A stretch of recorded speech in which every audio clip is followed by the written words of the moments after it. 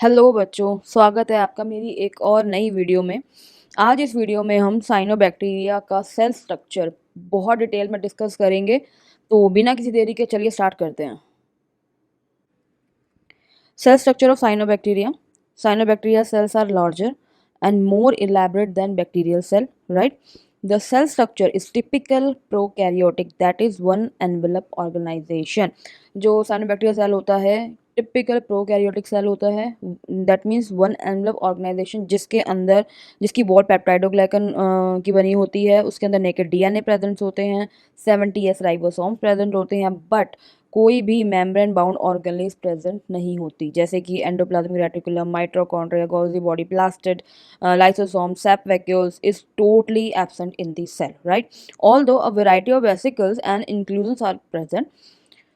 Next point is the cytoplasm is surrounded by plasma membrane, cell wall and mucilage sheath, right? जो cytoplasm basically इन तीन layer से क्या रहता है, covered रहता है। एक बार ये तीनों लेयर को देखते हैं। फर्स्ट जो लेयर है वो है म्यूसिलेज शीथ, ठीक है, सबसे बाहर की तरफ ये प्रेजेंट होती है। Each cell has a definite cell wall usually surrounded by a mucilage sheath, right? The sheath में भी ये थिन भी हो सकती है, थिक भी हो सकती है, हाइलिन भी हो सकती है, पिगमेंटेड भी हो सकती है। हाइलिन दैट इज कलरलेस और ट्रांसल्यूसेंट, होमोजीनस एंड स्ट्रेटिफाइड होती है, ठीक है। This sheath is made up of reticulately arrange microfibrils, right, with an amorphous matrix. Amorphous means that having no definite shape, form or structure like that, right? The fibrils may be composed of peptic acid and mucopolysaccharide. Basically जो mucilage sheath होती है वो peptic acid and mucopolysaccharides की बनी होती है, right? और ये शीट जो है वो सेल को प्रोटेक्शन प्रोवाइड करवाती है from unfavourable condition and keep the cell moist. Second जो है वो है cell wall. Cell wall the firm and rigid and it consists of four layers, that is L1, L2, L3 and L4। जो L first layer है, L1 जो layer है basically ये inner most layer होती है और प्रेजेंट होती है just next to the plasma membrane, right? This layer is smooth and made up of peptidoglycan, that is polysaccharides and amino acid. Thickness की अगर बात करें it is about 3 to 10 nanometre, right? Second जो है वो है L second. This is a thin and electron dense layer and it is made up of mucopeptide that is poly peptidoglycan, ठीक है, which compose muramic acid, glucosamine, alanine, glutamic acid and di amino pimelic acid. Mucopeptide basically amino sugars हैं जिसमें muramic acid and glucosamine is a sugar, alanine, glutamic acid and di amino pimelic acid is a amino acids, ठीक है। This layer provide shape and mechanical strength to the cell wall. अगर thickness की बात करें, thickness is vary from 10 to 1000 nanometres, ठीक है।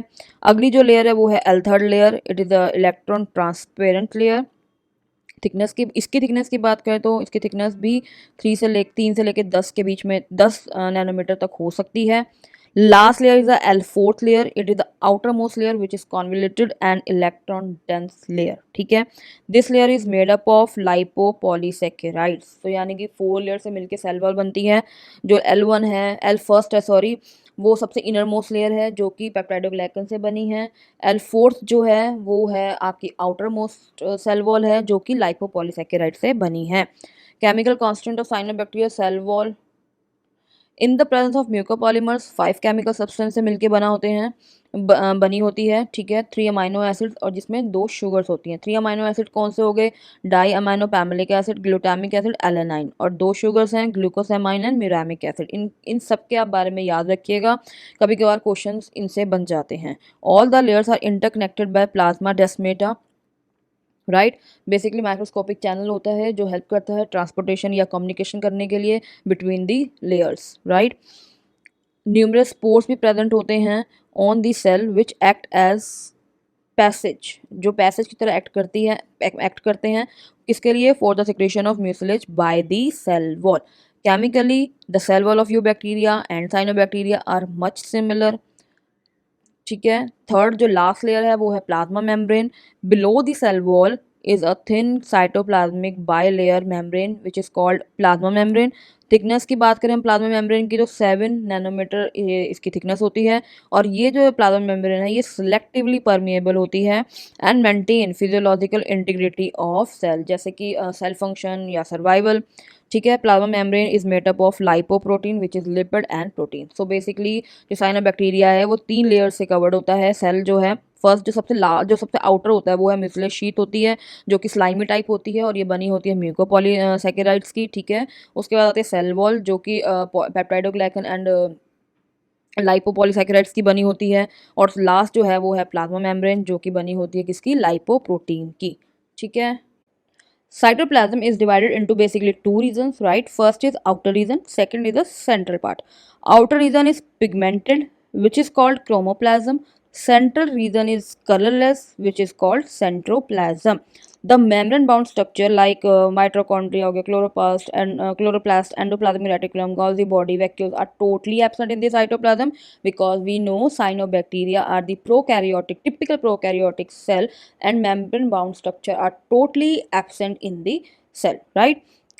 अब इसका जो है जो आउटर रीजन है chromoplasm, that is outer region. ठीक है, chromoplasm contain the flattened vesicle structure called photosynthetic lamellae और थैलेकॉइड। इसी वजह से जो क्रोमोप्लाज्म है बेसिकली वो पिगमेंटेड होता है। क्यों? क्योंकि उसके अंदर क्या पाए जाते हैं, थैलेकॉइड्स, राइट। और ये जो थैलेकॉइड्स हैं ये साइटोप्लाज्म में ऐसे फ्रीली प्रेजेंट रहते हैं, and their membrane contain chlorophyll a, carotenes and xanthophylls, right. Chlorophyll b is absent, because chlorophyll जो बी होता है वो ग्रीन एल्गी में पाया जाता है only. It also contain oil droplets, right. Attach to the thylakoid membrane are small granules known as phycobilisome. यहाँ पे एक बहुत बड़ी ध्यान से देखने वाली है, chlorophyll a, carotenes and xanthophyll, ये 3 फोटोसिंथेटिक पिगमेंट हैं, ये बेसिकली थैलेकॉइड मेम्ब्रेन के अंदर प्रेजेंट होते हैं, यानी inside the thylakoid membrane are present these 3 pigments, right. अगर हम बात करें फाइकोबिलिसम्स, ये जो हैं ये अपर सरफेस, जो थैलेकॉइड मेम्ब्रेन की अपर सरफेस होती है उस पे प्रेजेंट होते हैं। ठीक है, beside photosynthesis thylakoid have the capacity of photophosphorylation and respiration process, right? Instead of typical vacuoles or sap vacuoles, gas vacuoles are found. ठीक है, gas vacuoles basically provide buoyancy to the cyanobacterial cell, right?